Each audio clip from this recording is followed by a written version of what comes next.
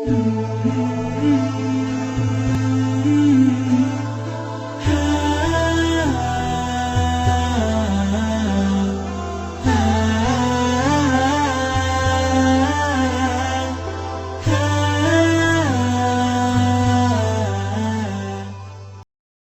teman-teman buka lagi surat Toha. Kita masih membahas ayat ke-12 dari surat Toha. Kisah ketika Nabi Musa berdialog dengan Allah di sebuah lembah yang sangat suci yang dinamakan dengan lembah Tua. Allah Subhanahu wa taala memperkenalkan dirinya kepada Nabi Musa. Yang pertama, Allah memperkenalkan diri kepada Nabi Musa dengan kalimat Rabb. Konsep dari nama Rabb ini kemudian diistilahkan dengan rububiyah. Dia menjadi sebuah konsep. Konsep akidah, konsep tauhid, konsep ma'rifatullah yang dikenal dengan istilah rububiyah.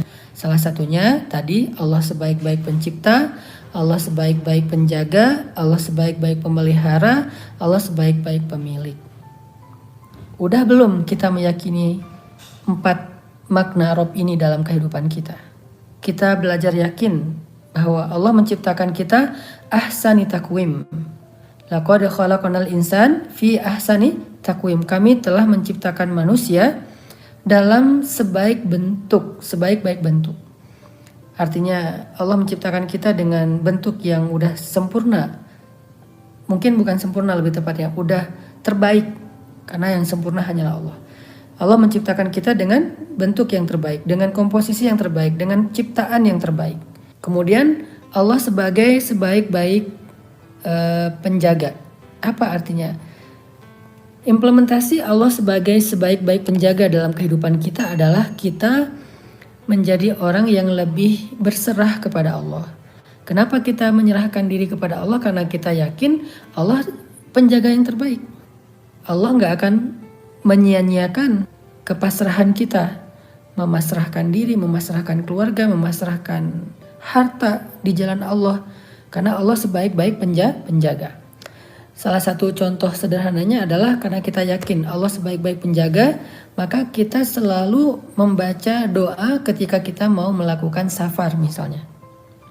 Kayak kita naik kendaraan, kita baca doa safar, bismillah tawakkaltu 'ala Allah, la haula wala quwata illa billah, subhanalladzi sakhkhara lana hadza wa ma kunna lahu muqrinin, dan seterusnya. Kita baca doa safar karena kita percaya Allah sebaik-baik penjaga. Dan kita setelah baca doa safar itu jadi tenang dan yakin dalam perjalanan itu Allah akan menjaga kita. Maka kita belajar untuk menenangkan diri dengan ridho, belajar menenangkan diri dengan thiqah, belajar menenangkan diri dengan tawakul atau tawakal. Setelah kita bilang hasbi Allah wa ni'mal wakil, hati kita menjadi tenang. Setelah kita bilang la haula wala quwata illa billah, hati kita menjadi tenang. Berarti kita sudah meyakini Allah sebaik-baik penjaga. Artinya kita nggak berdaya, kita nggak punya usaha yang bisa kita lakukan, kita udah mentok, kita nggak tahu lagi ngapain, maka hanya Allah yang mampu melakukan dengan caranya. Hanya Allah yang berkuasa, hanya Allah yang maha kuat, hanya Allah yang perkasa, hanya Allah yang mampu. La haula wala quwata illa billah. Di situ ada kalimat bahwa kita jadi tahu diri kalau kita itu nggak bisa apa-apa, tapi kita jadi semakin yakin bahwa Allah lah yang maha kuasa. Kemudian Allah sebagai sebaik-baik pemelihara. Allah sebaik-baik pemelihara. Apa artinya? Kita belajar yakin bahwa Allah tuh yang paling baik dalam mengasih rezeki. Nanti kalau kita baca di dalam ayat 37 itu cara Allah mengingatkan Musa tentang masa lalunya. وَلَقَدْ مَنَنَّا عَلَيْكَ مَرَّةً أُخْرَى إِذْ أَوْحَيْنَا إِلَى أُمِّكَ مَا يُوحَى أَنِ اقْذِفِيهِ فِي التَّابُوتِ فَاقْذِفِيهِ فِي الْيَمِّ فَلْيُلْقِهِ الْيَمُّ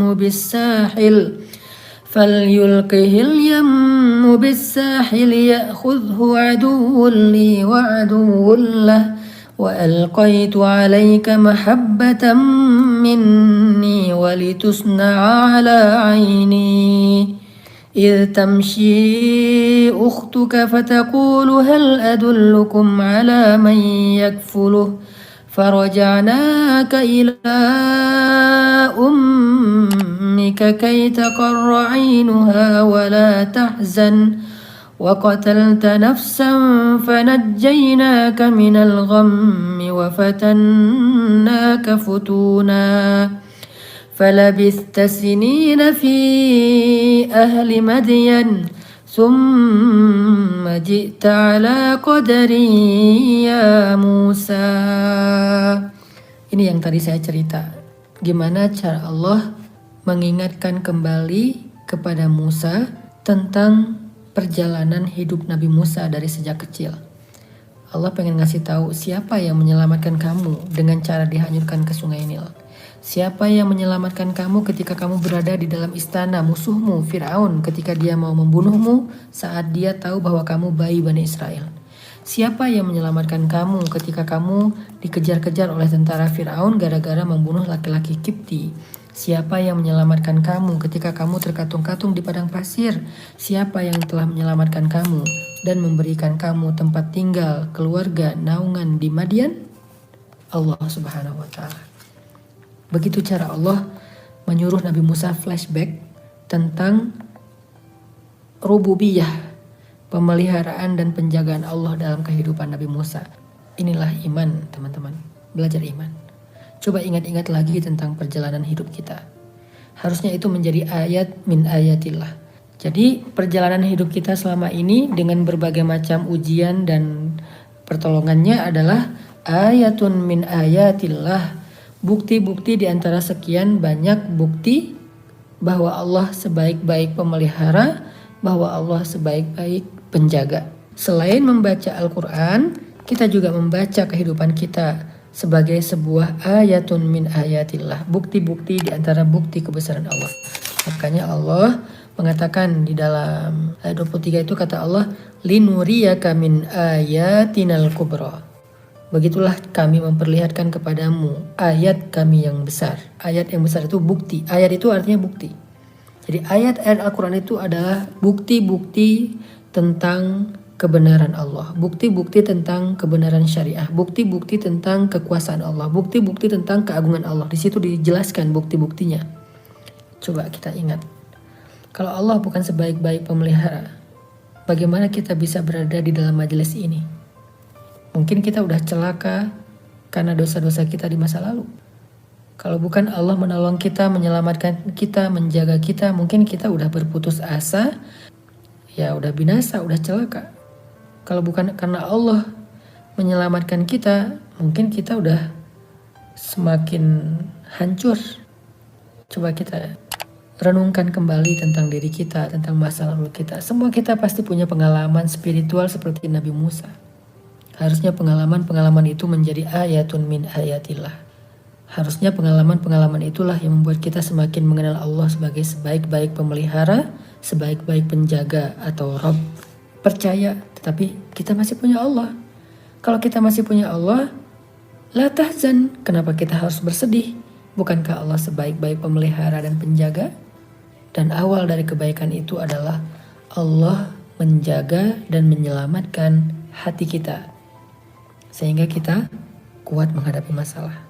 Berserah kepada Allah. Kalau berserah kepada manusia, kita akan kecewa. Berserah kepada harta, kita akan merasa kurang. Berserah kepada makhluk, kita akan merasa sedih, sakit hati. Maka berserahlah kepada Allah yang gak pernah mengecewakan siapapun selama dia berbaik sangka kepadanya. Karena ketika Allah sayang kepada kita, kepada seorang hamba, Allah akan mengutus manusia, malaikat, semesta untuk membantu hamba tersebut. Kita nggak pernah tahu kecuali apa yang terlihat. Kadang-kadang ada banyak yang kita nggak lihat, yang kita nggak sadari, tetapi ternyata itu membantu kita. Bisa jadi kita lagi naik motor nih. Sebetulnya di depan itu jarak sekilo lagi di jalan ada batu besar. Di jalan ada pasir yang tumpah dari truk. Sehingga ketika kita lewati jalan itu, kita mungkin akan terpeleset. Sehingga jatuh. Tapi Allah Subhanahu wa Ta'ala telah mendatangkan seseorang yang baik hati melewati jalan itu atau ada di situ, kemudian Allah bujuk hatinya sehingga dengan hati yang baik itu dia pun memindahkan batu dari jalan. Dia pun membersihkan pasir dari jalan. Sehingga dengan itu saat kita lewat, kita tidak akan terpeleset. Tapi kan kita nggak ngelihat. Kita nggak tahu ada kejadian itu kan. Kita taunya jalan kita aman-aman aja. Itulah kenapa Allah bekerja dalam misteri. Allah seringkali bekerja dalam gaib. Yu'minuna bil gaib, beriman kepada yang tidak tampak. Kita nggak boleh hanya beriman kepada yang syahadah, yang tampak.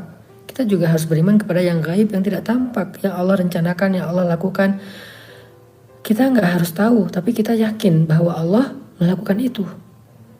Kalau kita hanya menyimpulkan yang tampak-tampak saja, berarti kita nggak pakai iman dalam hidup, hanya pakai indera. Karena kita hanya pakai indera, akhirnya kita banyak mengeluh.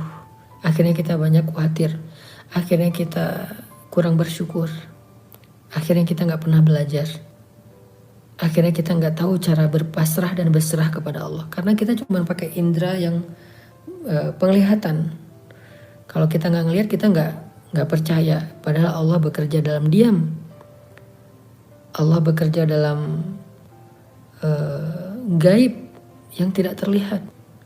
Allah mengutus orang-orang baik untuk menolong kita, menyelamatkan kita tanpa kita sadari.